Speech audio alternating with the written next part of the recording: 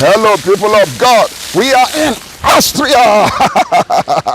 Hallelujah. My God, I feel now very, very refreshed. We are in Austria. Hey, people of God, here is John Sego, the apostle of New International Church. We want to welcome you to our behind the scene. I am excited because we are starting a new series on the topic of behind the scene, and this time we are going to be looking at how we move into a foreign land and how we succeed in a foreign land. Not a coincidence that we are starting this teaching of behind the scene in the city of Vienna. Vienna is in Austria, and it's a really beautiful city. And I'm telling you, we are having a great time here. But I really want to talk to you today. If you are thinking of moving into a foreign country, or you are thinking of migrating to a new place and to settle there, there are a couple of things that we need to think about, more especially if you are a Christian. If you are not Christians, this video is also for you, because you can use the same principle and it's going to work for you wherever you are and whatever you are coming from, and whatever country that you need to migrate to. Now, number one thing is very important, that before you even begin to think of moving to a country, do what we call visibility study of that country. What is a visibility study? Visibility study is just taking time to begin to read about that country. More especially today that we have internet, we have AI, we have Google, we have all kinds of means that we can use to go on a search engine and begin to search information about a country. It's already making things much easier. For example, when I first came to Switzerland 30-something years ago, which is practically about 32 years ago, when I first come to Switzerland, of course, I didn't have this wealth of knowledge that I have today, but one of the things that really helped me is that when I arrived in Switzerland, I make sure that I begin to study about the nation. So in case you are already living in a foreign country and you did not have the opportunity to have this kind of video that guide you before you leave your country, it is not too late. You can begin to study about the country that you want to settle in while you are in that country. So don't forget, the very first thing is to do a visibility study, or if you are already in the country, take time to study the country. What do I mean by study the country? You need to understand what makes that country what it is. You need to understand what are the culture of the people in that country. You need to understand what are the people in that country like. What do they like? What do they dislike? You need to understand all these things if you are planning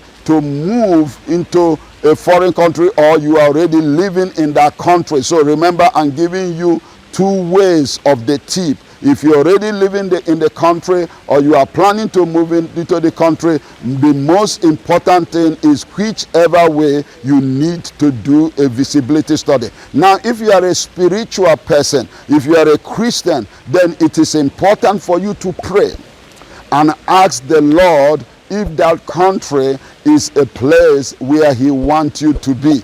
Because listen to me, life will be much easier if you receive a confirmation from the Holy Spirit and you are in the country where God wants you to be. For example, I have had on a multiple occasion where people come to me and the Lord will tell me that this person is supposed to go to this country, or they're supposed to go to this country, or this country is not their place of success, the other country is their place of success. So if you're a spiritual person, you need to seek the face of God and find out whether this country is the place that you are supposed to be. Because we have seen that time without number, that when people stay in the place where God has called them, and or the place where God has called them at a particular time, they very often succeed. For example, the Bible tells us in Genesis 26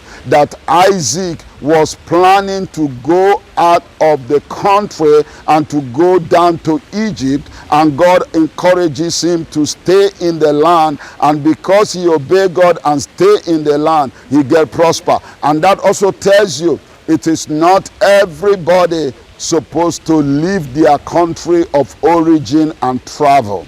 This is very important. In as much as some people are destined to travel abroad and make it abroad, other people are also destined to stay in their country of origin, and they will make it there, and they only visit abroad and come back. So this is where the prayer factor comes in. This is where the prophetic comes in. This is where divine revelation comes in. So if you are the one that is a child of God, you are a Christian, you believe in the power of revelation, you believe in the prophetic, then we encourage you to make sure that you really seek the face of God before moving into any country or settling in any country. I can tell you countless stories of people that in our church or in places I am ministering, they want to move out, and the Lord will tell me they belongs to this country, they shouldn't move out. And in some other occasion, I will see people and the Lord will tell them they belongs to that country or the other country. So I am saying this because I want nobody to be deceived through this video to just think you can only succeed when you move to a foreign land. In as much as in the next couple of weeks, we are going to be talking how you succeed in a foreign land. It is important for us to make this video to let you know that there are two sides to the coin. But let's concentrate on the assignment. So let's say now you are already in a foreign country. Number one, make sure that you do the visibility studies, as I said, either before coming or while you are already in the country. And now when you are in the country, the very first thing you need to do is to disconnect yourself from foreigners like you. What do I say? If you're going to succeed in a foreign land, once you arrived in a foreign land, the worst thing you will do to yourself is looking for a foreigner and looking for a person from your country, or somebody that speaks your local language, or somebody that speaks whatever you understand from the same region. That is the worst thing you can do for yourself if you want to soar high in a foreign land, or if you want to settle well as an immigrant in a foreign country. Now, this is a hard route. This is a difficult route, because for you to go through this route, you must also die to self. What do I mean by dying to self? For you to go through this route, you must be ready to part from the things that you love the most, or the things that make you so much comfortable. But these are prices that you pay for success. These are prices that you pay for success. And then let me tell you the truth. Anything that you lose at the beginning, anything you part from at the beginning, and anytime you die to self because of your future, remember, you will gain it all back again. It's just going to be temporary. So don't forget that. So if you have arrived in the foreign country, you have studied their culture, you have done your visibility studies and all that, the next thing is to begin to make acquaintance with the people of the land. Acquaintance with the people of the land. What does that mean? For example, you get to know them. When you get to know them, they will help to teach you a lot of things just through friendship. Through friendship alone, you'll be learning a lot of things from the people of the land, because apart from the visibility studies that you have made already, you will realize that, number one, you start learning the language naturally. Now, let me say this. I know that very often many advisors will tell you that if you arrived in a foreign country, the very first thing you must do is learn the language. I personally disagree. I will say it's nothing bad about learning the language of the land that you have come in. But what I'm saying is that it cannot be number one for everybody. The reason why I say that is that you need first to discover what your assignment is in that country. You must discover first what your assignment is in that country before you determine how far you can learn the language. Of course, learning the language is of a high importance, because you need the language to get by. You need the language to begin to be integrated. You need the language to begin to fit in the societies and to be free to move around and to discuss. But for example, when you arrive in a country where they speak several languages, for example, Switzerland is one of those countries. In Switzerland, they speak at least 4 languages. 3 is major, but at least they speak 4 languages, and that is German, French, Italian. These are very major language. And then they have the Romanish that they also speak.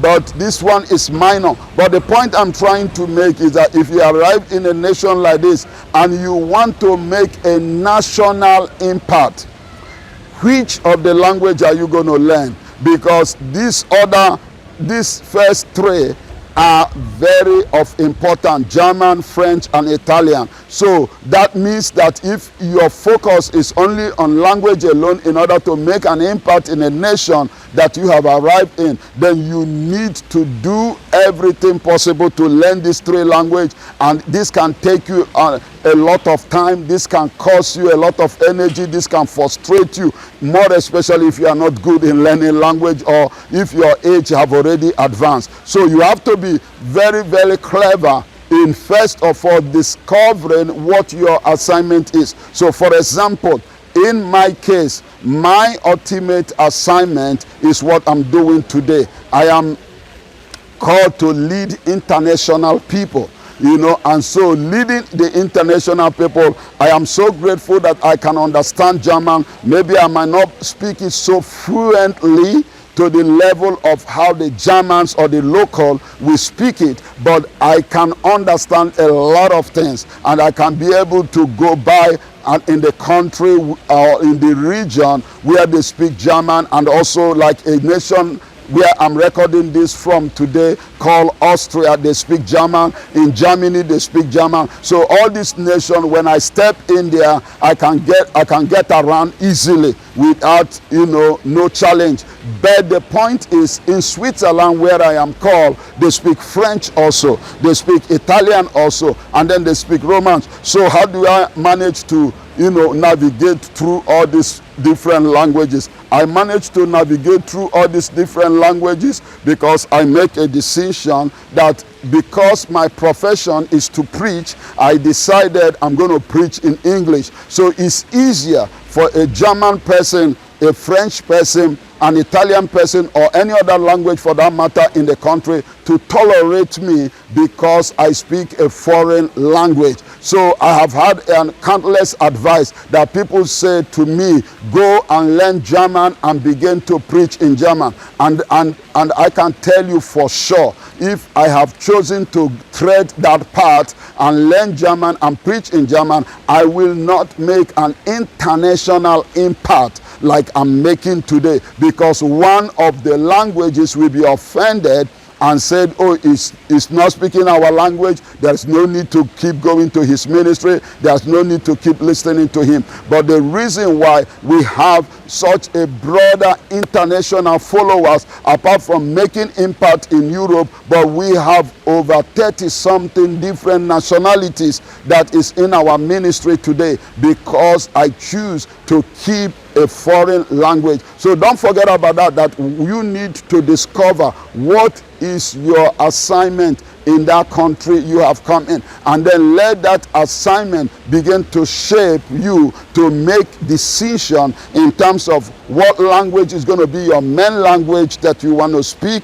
And then after that, the next thing you need to do is to discover, as I said before, how to relate to the people. In other words, whatever you have chosen to do, you must be aware that is of a great importance for you to look exactly into who are the targets, who are your target, who are the people that you want to sell your product to. So after you have discovered what you will do, look for who are the people you want to sell the product to. Because don't forget this, because many a times when people come to a foreign country, instead of them to begin to look for exactly who their clients are and who their target groups are, then they will end up being jack of all trade. They want to do a little bit of this, a little bit of that. They want to associate with a little bit of this person, a little bit of that person, and then at the end they are of no significance. They don't know exactly what they are called to do and who they are called to. And so this is very important, that you must know what you are called to do, but also know who you are called to, who are your target group. And so once you discover these things, you are on your way to success. Because if you stay in that area, you become master in what you have been called to do, and you become expertise in what you have been called to do, and people will begin to reach out to you when it comes to the things that they think that you are good at. So I want to let you know that all these things that we are sharing with you today is just a tip.